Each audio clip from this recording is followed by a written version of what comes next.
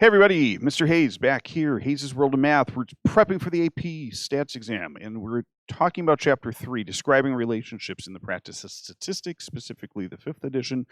Should correspond fairly well with most of what you're doing here. I labeled it as Unit 3 because it used to be Unit 3 back before we had the CED units. But anyway, we're going to launch through and play around with 3 different questions here. Before we get started, if you want a copy of all these questions, you can get it for free. The link's down below, along with links out to the AP, the actual rubrics that are used to grade these things. And I'm kind of try to give you some insight on how these things are going to work and why you need to do what you do. But you can find everything there. And obviously, comment, like, subscribe, and all that other good stuff. And we will not see you soon. We'll get started right now. So, first question comes from the 2018 AP Stats. It was actually exam. It was actually the first question out of the box. And so, a grocery store manager selected 11 customers to investigate how long it took for the customers to get through the checkout line. So they gave this data here along with the least squares regression line. So I'm going to have a couple of things here which will correspond with questions later on. So just ignore the writing on the picture for now. But so anyway, so you've got customers per line going across, and then we're relating it to the time in seconds until that person can get through and we can clear out the checkout. So the first question then is this. Actually, they don't even ask you a question. They give you some data down here. So, so this is the actual stuff from the least squares regression line. I've got a constant here. Now remember, the coefficients here are actually the numbers coming out of, this is the data here that you're going to use if we were to be asked what the least squares regression line was. The constant part is going to be your y-intercept, and then the customers in line part over here will end up being the coefficient in front of x, which will turn out to be your slope. Okay. Our squared regression value here is going to tell us something, and we'll talk about that here in a second. Actually, it's the first question, if I'm remembering correctly now, if everything has sorted itself out. So identify and interpret the context estimate. Oh, actually, it's the second question. In context, the estimate of the intercept for the least squares regression line. So as I indicated just before, it is the constant coefficient. All right. So it is going to be the 72.95 number. So the question is, what does that mean? Now, if you remember back into your Algebra 1 class, all right, you've got y over x. And so basically, we're talking about what is this number right here mean? Well, the value is 0, so that means they have 0 customers. And the time up here is seconds. So that's got to be how much time it takes for 0 customers to get through. And that's exactly what I wrote out over here. So the y-intercept is 72.95 seconds. This means that the average checkout time with no customers in line is 72.95 seconds. Does it make any sense? No, but obviously that's going to be like, the things that sometimes the checkers have to do for everybody, and that just happens, okay? We don't need to go into the hows and whys. We just are asked to interpret it, so we did. Now, identify and interpret the context coefficient, or in context, the coefficient of determination, otherwise known as R squared. R squared here is that 73.33 number. That's the percentage. That is the percentage of the variability in times it takes the customers to check out. That's accounted for by the least squares regression line. And that also includes how many people are in front of them. Okay, so it's one of those things where that is the variability that we're kind of seeing around. The line accounts for that. The other 26% and change is accounted for other things, bias, whatever else. But coefficient of determination R squared tells us how much of the variability does the line take into account. The higher that number, remember, the more linear your data should be. All right. One of the data points is determined to be an outlier. Circle the point on the scatter plot and explain why it is an outlier. All right. So this is one of those parts that I would imagine, not having graded this outside of just from what I've seen here, is the verbiage can be kind of important, and you don't want to just do it in vague, open terms. So we obviously have an outlier down here. Okay, it is much lower than the line, so that's part of the reason why we know it's an outlier. And from the line and even the other piece of data, we would expect that 3 customers would take somewhere in the ballpark about 600 seconds. Instead, this one took right around, that's almost like what our x, y intercept is. So, about 70 seconds. So because of that, that's kind of where we're going to go for. So what we're going to write out is this. So the point would be considered an outlier if its coordinates differ greatly from the pattern of the rest of the data. X minus 3, when X equals 3 customers, we'd expect a value closer to 600 seconds rather than the current value that is under 100 seconds. So you're kind of being a little bit specific in terms of this is the largeness of the gap we have, et cetera, and you're giving a specific example of what you would expect it to be versus what it actually is. All right? And I believe that's the end of that question. So we will move on.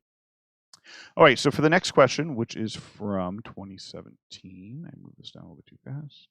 Yeah, 2017.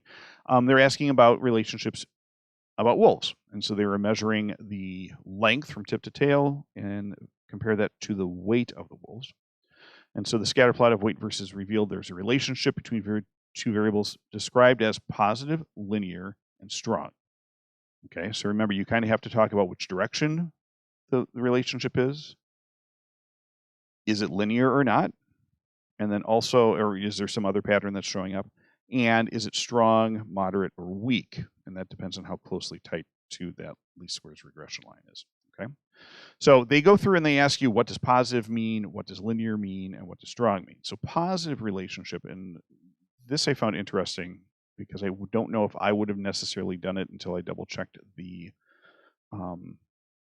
answer rubric. Okay. Positive relationship would mean that the wolves who are longer in length would also have a greater weight. So it's not just a matter of saying, okay, the data is really tight, etc. You want to say, since it's or like as one goes up, the other goes up. You want to kind of give a specific in context. And again, that's the one thing. I don't think you can go wrong by relating it back to the original problem and putting things in context. So make sure you do that. The linear relationship, this is the one which I find interesting, would mean that the data shows that as a wolf's length increases by 1 meter, the weight would increase by a constant amount on average. Okay, so again, linear being, it's forming a line, there is going to be a slope. So as you're saying, since slope is always over 1, you're talking whatever your x coordinate is. So in this case, length is one length happens, the weight's going to go up a set amount. We don't know what the set amount is. That's fine. But again, refer to it that one length, as that x value increases by 1, there's going to be a set average jump that you will see in the data there. And the strong relationship just obviously makes it a little bit easier. And again, as I said earlier, strong relationship indicates that all the data points are going to be when you plot them, are going to be very close to being a straight line. So there's a very strong relationship. It stands out.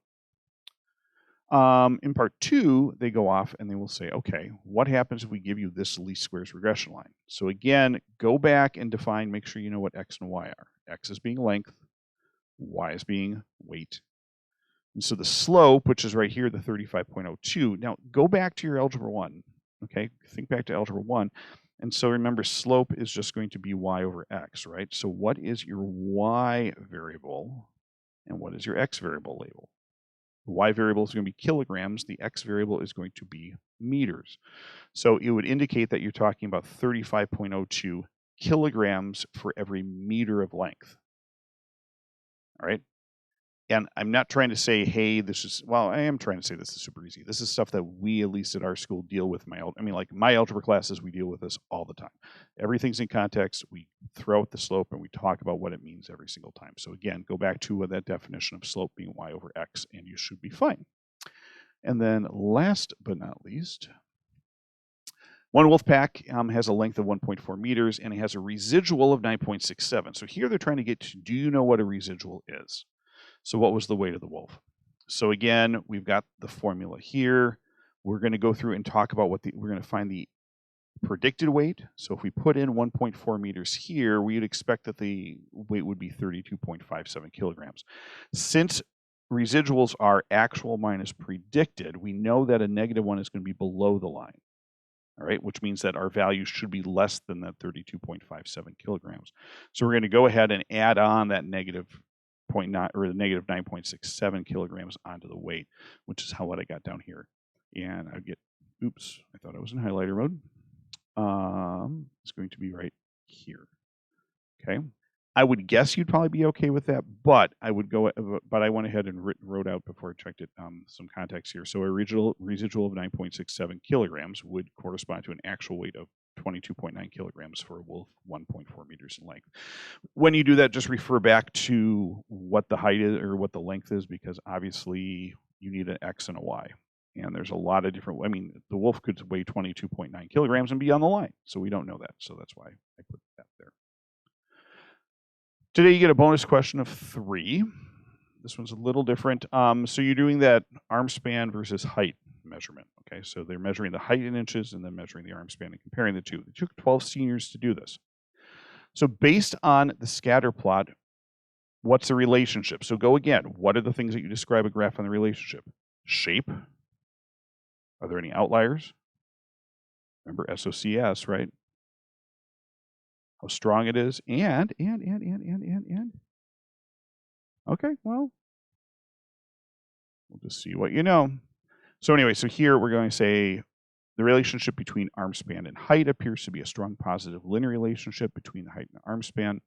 The taller a student is, the wider the arm span is. So again, notice you're also then laying in there that not only are you just saying, well, it's strong and it's positive and it's linear. Okay, you're also putting some context in there and you're saying, okay, as this gets bigger, this is going to get bigger. So you very clearly understand that that positive relationship works. So they're going to say X is the height in inches. They give you a least squares regression line here in the first one. And then they give you X or Y equals X in this one over here. Okay, why? You'll see it on the next question. So again, just to be clear, oops, come on. All right, so again, this is least squares regression line. This is just Y equals X. Notice 60, 64 and 64, 69 and 69, 72 and 72, right? So the next question asks you, which one of those lines, if I wanted to classify students as square, a tall rectangle, or a tall rectangle, or a short rectangle. So square means that span and height are the same.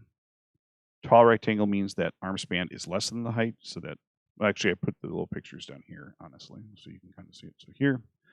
So here, arm span is less than the height, so that's going to be a tall rectangle. Short rectangle means that your height is less than your arm span there. And I did just label it down there. So the line that's going to be most helpful for that is going to be the one in graph 2. Because since it's Y equals X, then you know anything that's on the line is going to be where the span and the height are equal.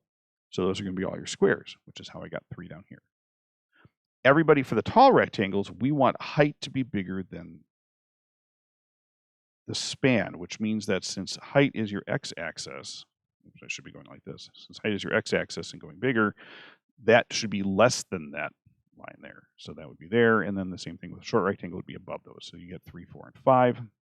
And then using the best model for prediction, which would be the least squares regression line, calculated the predicted arm spans for 61 inches. So we take that, plug in 61, boom, 62.05. And so you could write out a sentence for that if you wanted to. But my time is up, so I'm going to end this here. Again, share this with your friends, comment.